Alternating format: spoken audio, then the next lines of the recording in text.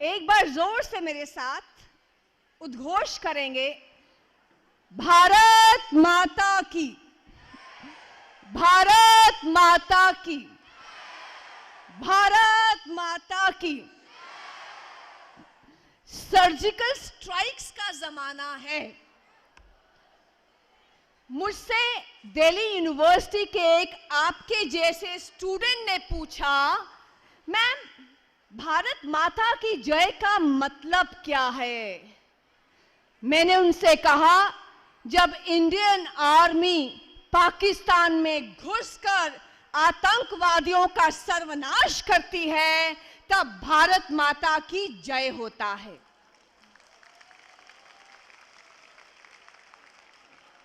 जब भारत सरकार भ्रष्टाचार और काले धन पर सर्जिकल स्ट्राइक करती है, तब भारत माता की जय होता है। जब बैंक्स के बाहर, एटीएम के बाहर लंबी लंबी लाइनों में खड़े लोगों को आसपास के लोग चाय, बिस्किट, पानी, फ्रूट्स देने जाते हैं, तब भारत माता की जय होता है। और जब सरकार कहती है कि आप आम इंसान ने इतना पैसा बैंकों में दे दिया है, सरकार के हाथ मजबूत कर दिए हैं, हम इस पैसे से गांवों में बिजली देंगे, पानी देंगे, आम इंसान की जिंदगी बेहतर बनाएंगे, महंगाई कम करेंगे, पेट्रोल डीजल कम करेंगे, दरिद्र को नारायण कर देंगे, तब भारत माता की जय होता है। अब इन बच्चों से 3 जनरल नॉलेज के क्वेश्चंस। पहला, रणछोड़ दास, छांछड़ दास, छांछल। रिपीट, रणछोड़ दास, श्यामल दास, छांछड़। कुछ याद आया क्या? आवाज नहीं आई। 3 इडियट्स कौन था? रणछोड़ दास, श्यामल दास, छांछड़। ये आपके जैसा वो बच्चा था जिसने मशीनों से प्यार किया, जो सोते जागते उठते बैठते मशीनों से प्यार करता था। इसने आपको और हमें सिखाया कि काबिल बनो, कामयाबी झक मार के तुम्हारे पीछे आएगी। इसने बताया कि आपका जो पैशन है वही आपका प्रोफेशन बनना चाहिए। जो करो मन से करो, दिल से करो, तभी सफल हो जाओगे। और इसका सबसे बड़ा फायदा क्या हुआ? हमारे माँ बाप जो हमें कहते थे बेटा इंजीनियर बन, डॉक्टर बन, उन्होंने क्या कहा कि बेटा कुछ भी कर, अच्छा इंसान बन। दूसरा क्वेश्चन, ईशान नंद किशोर अवस्थी। कुछ याद आया? क्या याद आया?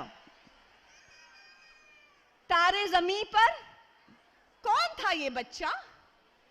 ये बच्चा वो था जो लिखना पढ़ना नहीं जान सकता था। इसको शब्द नाचते हुए दिखते थे, इसको चारों ओर से तिरस्कार मिलता था, ये अपनी ही नजरों में गिर गया था। शिक्षकों का तिरस्कार, माँ बाप का तिरस्कार, समाज का तिरस्कार, और अल्टीमेटली डिप्रेशन में जा रहा था। तभी इसको मिले कौन से सर? निकुंज सर। और निकुंज सर ने क्या किया? इसकी इज्जत इसकी अपनी ही आंखों में बढ़ा दी। इसे कहा अपने गुण को पहचान, इसके अंदर के चित्रकार को जगाया, और देखिए वो अपने स्कूल का सबसे बेहतरीन बच्चा बन गया।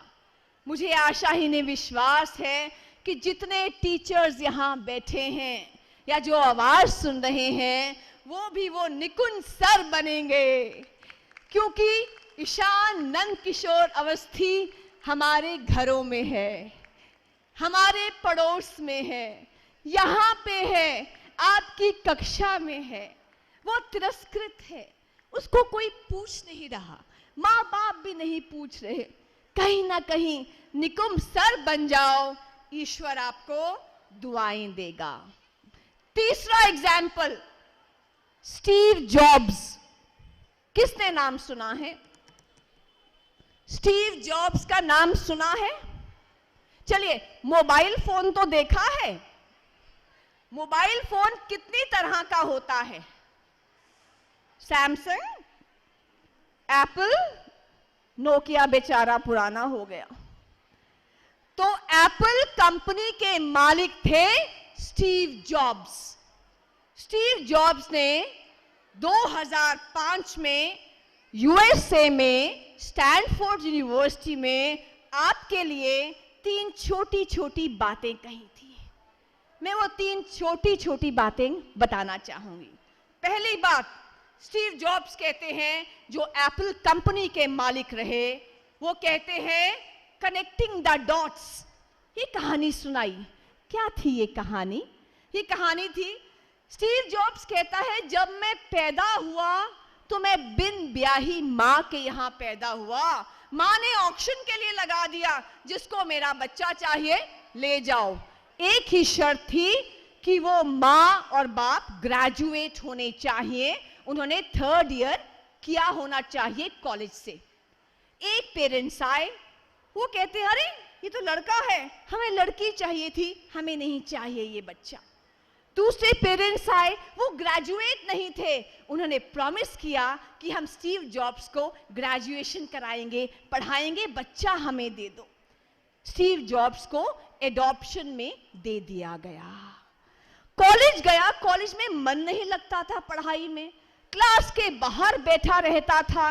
तभी उसने देखा दीवार पे सुंदर सुंदर हैंडराइटिंग है, अच्छी अच्छी सुंदर सुंदर लिखावट के प्रति अट्रैक्ट हुआ।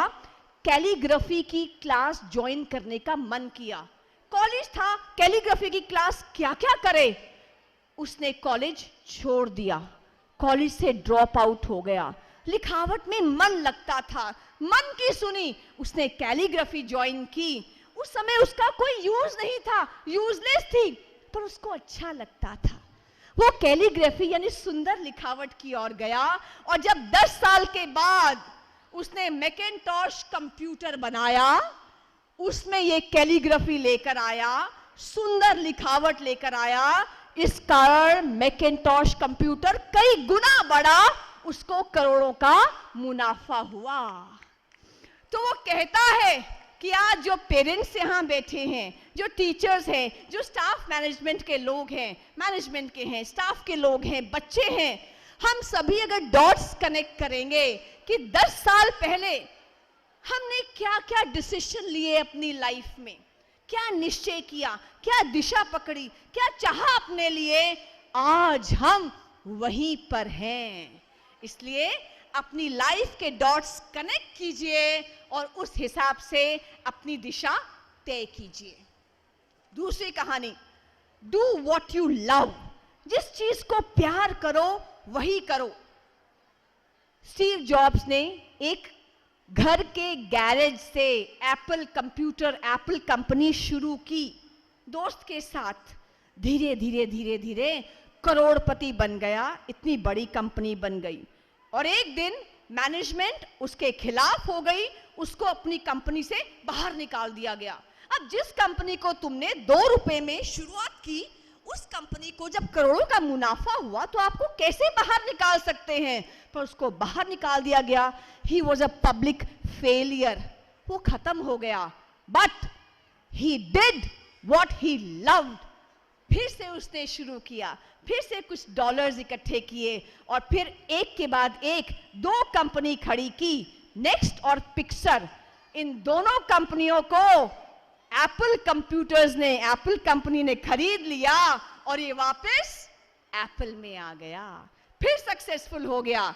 तो कई बार जिंदगी हमें सड़क पर फेंक देती है, जहां कोई साथी नहीं होता, शिक्षक नहीं होता, माँ बाप नहीं होते, सगे संबंधी नहीं होते, दोस्त नहीं होते, हम सड़क पर आ जाते हैं।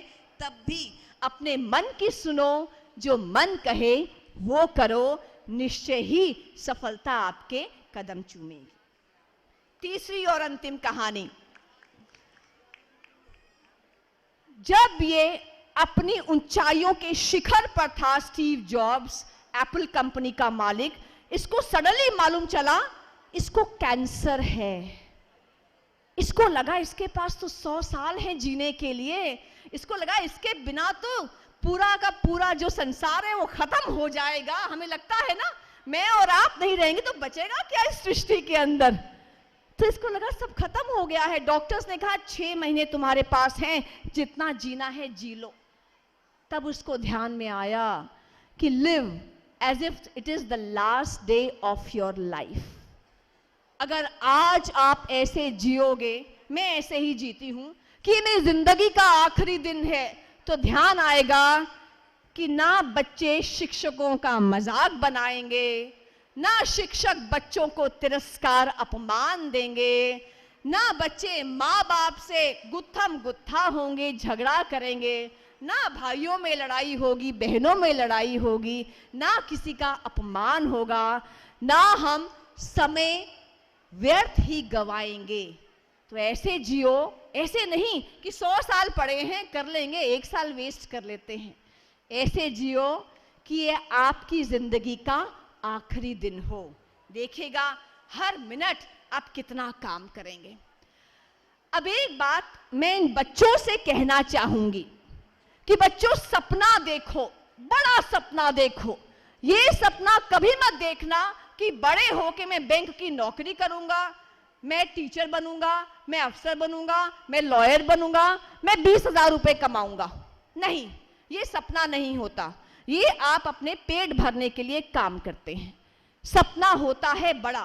आप सोचो मैं दुनिया का सबसे बड़ा म्यूजिशियन बनूंगा, आप सोचो मैं माउंट एवरेस्ट चढ़ूंगा, आप सोचो मैं आरबीआई गवर्नर बनूंगा कि हर नए 2000 के नोट में मेरे हस्ताक्षर होंगे। आप इतना बड़ा सपना देखो। इस पर तालियां बजी। और जब ये सपना देखो तो 3 बातें याद रखना। किसी से डरो मत। जब आप तय कर लोगे कि मेरी जिंदगी का आखिरी दिन है, मुझे बड़ा सोचना है, बहुत बड़ा सोचना है, पता नहीं अगले जन्म में क्या बनूं, तो आप निर्भीक हो जाओगे, आप डरोगे नहीं। 90% ना आए तो क्या होगा, 89% रहेंगे तो क्या होगा, कुछ नहीं होगा, आखिरी दिन है, जितना पढ़ना है पढ़ो। तो इसीलिए निर्भीक बनो। स्वामी विवेकानंद एक बार ट्रेन में जा रहे थे। उस ट्रेन में एक अंग्रेज अफसर साथ बैठा हुआ था।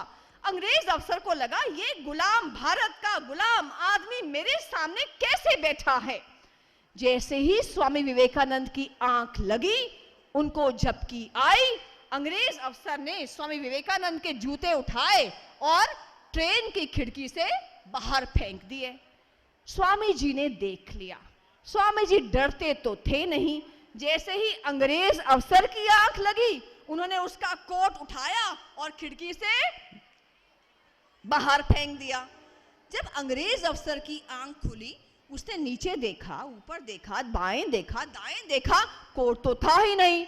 उसने पूछा स्वामी जी से, हे स्वामी, वेयर इज माय कोट, कहां है मेरा कोट। स्वामी जी ने उतनी ही निर्भीकता से कहा, your coat has gone in search of my shoes, तुम्हारा कोट मेरे जूते ढूंढने गया है। गुलाम देश था, आज के स्वतंत्र देश नहीं था। उसके बाद तो निर्भीक बनो। दूसरा, चरित्रवान बनो, सुसंस्कारित बनो। आजकल बहुत नारे लगते हैं, भारत की बर्बादी तक, भारत तेरे टुकड़े होंगे। तो चरित्रवान बनो, संस्कारित बनो।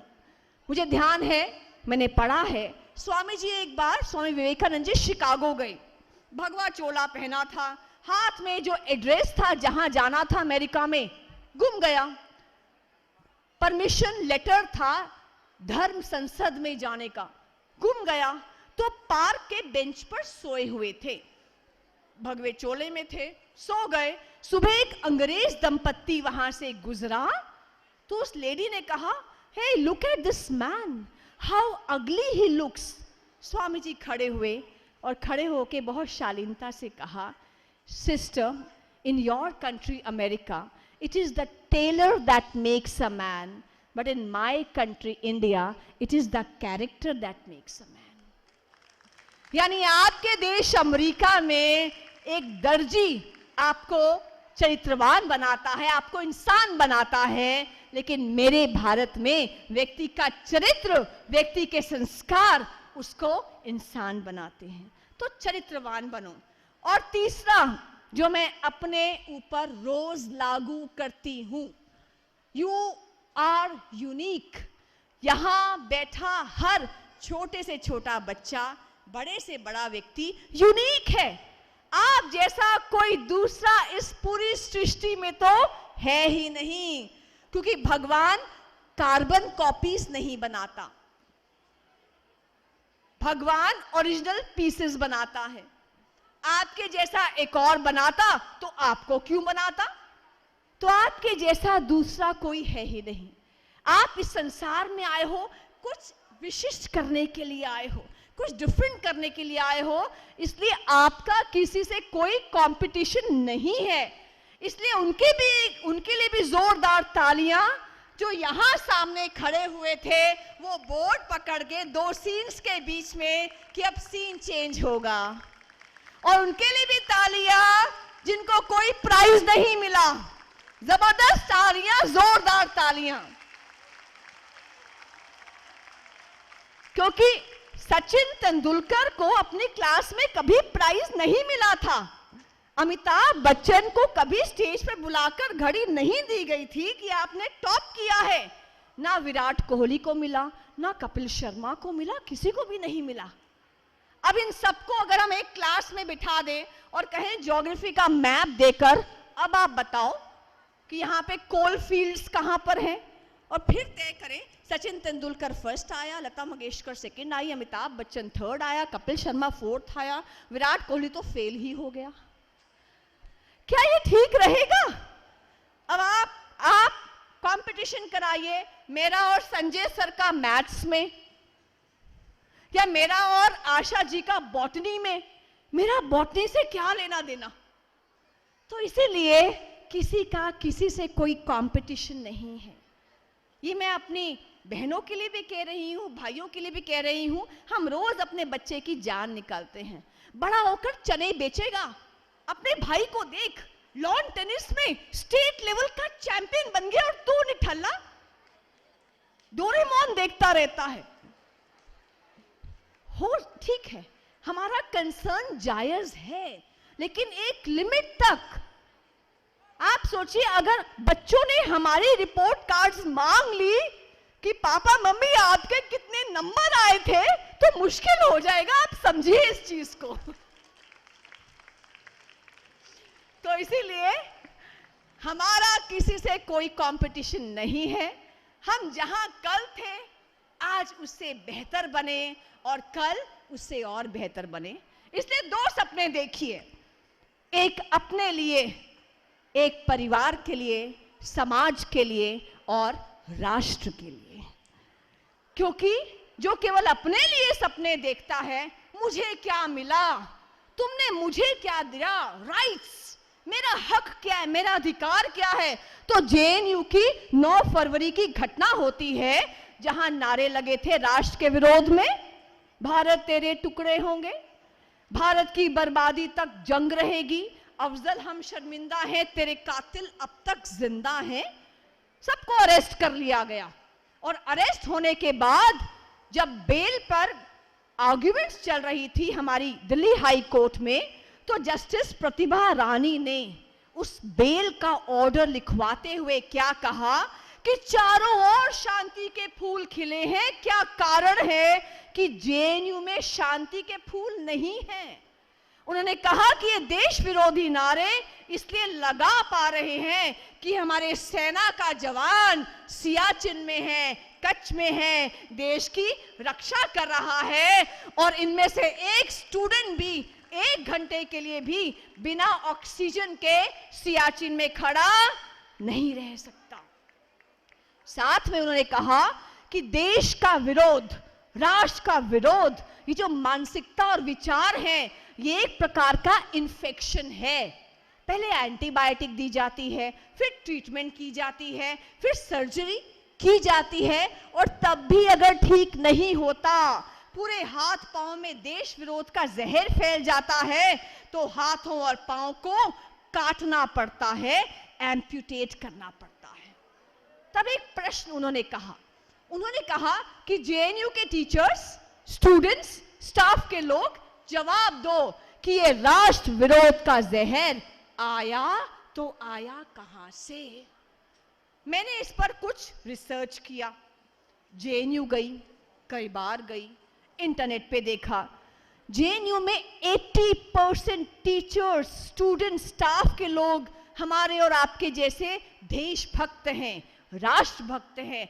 कुछ टीचर्स हैं जो शरारती किस्म के हैं, बदमाश किस्म के हैं, और उनकी जब मैंने काम देखा, वो कक्षा में क्या पढ़ा रहे थे, वो क्लास में पढ़ा रहे थे, भारत तो अभी 200 साल पहले से ही तो राष्ट्र बना है, इससे पहले तो एक कभी था ही नहीं। 1947 में जब भारत आजाद हुआ तो उसने नागालैंड, मिजोरम, कश्मीर सबको जबरदस्ती कब्जे में ले लिया, और उसके बाद आज अगर मिजोरम कहता है, नागालैंड कहता है, आसाम कहता है, कश्मीर कहता है हम आजाद होना चाहते हैं, तो आजाद हो सकता है। मुझे ध्यान में आया कि ये राष्ट्र विरोधी जहर आया तो आया यहां से।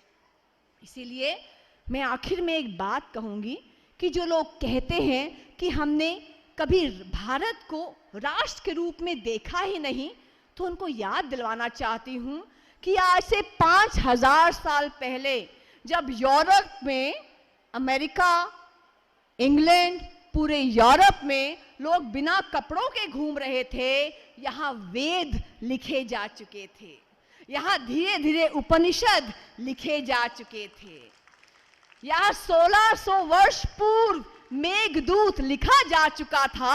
1600 वर्ष पूर्व जो कालिदास ने लिखा था, और क्या लिखा था कि कुबेर ने एक यक्ष को मध्य भारत में, मध्य प्रदेश के आसपास बंद कर दिया। अब उस यक्ष को अपनी प्रियतमा के पास कैलाश पर्वत में एक मैसेज देना था, तो उसने एक बादल को पकड़ा, मेघ को पकड़ा कि हे मेघ, तुझे इतने सुंदर स्थान मिलेंगे, झरने मिलेंगे, पर्वत मिलेंगे, ये स्थान हैं, ये नदियां हैं, नगर हैं, शहर हैं, जा और अलाका पर्वत पे, कैलाश पर्वत पे मेरी प्रेयसी को संदेशा देकर आ। 1600 वर्ष पूर्व, 4000 वर्ष पूर्व ये सब उदाहरण हमारे सामने हैं। इंडोनेशिया में पूछा गया, इंडोनेशिया एक मुस्लिम बहुल राष्ट्र है, वहां पूछा गया कि क्या कारण है आप अपने स्कूल्स में सचरित्र रामायण पढ़ाते हैं, आपकी एयरलाइंस का नाम गरुड़ है, और आपके संविधान की पहली लाइन है धर्मो रक्षति रक्षतः। उन्होंने कहा, we have changed our religion but we have not changed our history, our culture, our civilisation. कि हमने केवल धर्म बदला है, ना संस्कार बदले हैं, ना संस्कृति बदली है, ना सभ्यता बदली है। महर्षि अरविंद से पूछा गया, क्या रिश्ता है इस भूमि से? वो कहते हैं, भूमि मेरी माँ है, हम भूमि के पुत्र हैं।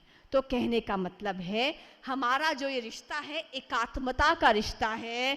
4 लोग खड़े होकर जो चिल्लाएंगे, उससे 125 करोड़ लोगों की आवाज नहीं दब सकती। और आज जो एक कुषड्यंत्र, जो षड्यंत्र चल रहा है, कहीं ना कहीं आदमी औरत को लड़वाने का, दलित स्वर्ण को लड़ाने का, आर्य द्रविड़ को लड़ाने का, तो मैं उन कुछ कम्युनिस्ट भाइयों से कहना चाहूंगी कि जो लड़ना है तो मिल के लड़ो भूख से, जो भूख सारे देश को है खा रही। जो लड़ना है तो लड़ो जाति पाति से, जो फूट है हमारे घर जला रही है। खेलना है खून से तो आओ फिर, है सीमा देश की तुम्हें बुला रही। और इसीलिए मैं यही कहूंगी कि देश हमें देता है सब कुछ, हम भी तो कुछ देना सीखें। अब आप कहेंगे मैम क्या दे सकते हैं? सुबह अखबार खोलो, अखबार में पहले पेज से दुराचार, भ्रष्टाचार, काला धन, यहाँ कत्ल, वहां चोरी, अनाचार, और तूफान मन में उठता है जब एक हाथ में अखबार और एक हाथ में चाय का प्याला होता है। धीरे धीरे अखबार के हम आखिरी पन्ने पर पहुंचते जाते हैं, चाय का प्याला समाप्त होता जाता है, मन में जो तूफान आता है कि कुछ करना चाहिए, वो समाप्ति की ओर रहता है, क्योंकि सुबह सुबह तैयार होकर लखनऊ पब्लिक स्कूल भागना पड़ता है। स्टूडेंट्स को भी, टीचर्स को भी और पेरेंट्स को भी लंच पैक करना पड़ता है। लेकिन जो इस प्रकार की मैनेजमेंट है, इस प्रकार के कार्यक्रम हैं, आपके अंदर इस देशभक्ति के तूफान को जगाए रखने का काम करते हैं, जलाए रखने का काम करते हैं। और अगर आपको लगते हैं कि मैं अकेला क्या कर सकता हूं, तो जब राम सेतु बन रहा था, नल नील हनुमान स्वयं श्री राम वहां मौजूद थे। एक गिलहरी पानी में डुबकी लगाती, फिर रेत पर आती, फिर डुबकी लगाती, फिर रेत पर आती। लोगों ने कहा पगला गई हो, क्या कर रही हो गिलहरी? उसने कहा यहाँ तो इतने बड़े बड़े योद्धा मौजूद हैं, मैं तो केवल इस पुण्य काम में अपना गिलहरी प्रयास कर रही हूँ। आपको और हमें जितनी सामर्थ्य हो, जितनी भी हम कोशिश कर सकें, अपना अपना गिलहरी प्रयास जारी रखना है। क्लास में, घर में, चाय पे, भोजन पर, दोस्तों के बीच में कहीं कोई गलत बात कहता है तो प्यार से उसकी पीठ थपथपानी है कि बेटा तुम्हें और मुझे मिलकर ये देश ठीक करना है, क्योंकि मेरे बच्चे ने परसों मुझे कहा बहुत गंदगी है यहाँ, मैं ऑस्ट्रेलिया चला जाऊंगा। मैंने कहा बेटा माँ भी गोरी नहीं है, माँ को भी बदल ले। तो इसीलिए ये देश अपना है, इसको ठीक करना है, आपका और हमारा दायित्व है। इसलिए आज मैंने सूर्य से बस जरा यूं ही कहा, आपके साम्राज्य में इतना अंधेरा क्यों रहा? तमा के वो दहाड़ा, मैं अकेला क्या करूं? तुम बेफिक्रों के लिए मैं भला कब तक लड़ूं? आकाश की आराधना के चक्रों में मत पड़ो, संग्राम यह घनघोर है, कुछ मैं लड़ूं, कुछ तुम लड़ो। जय हिंद, जय भारत।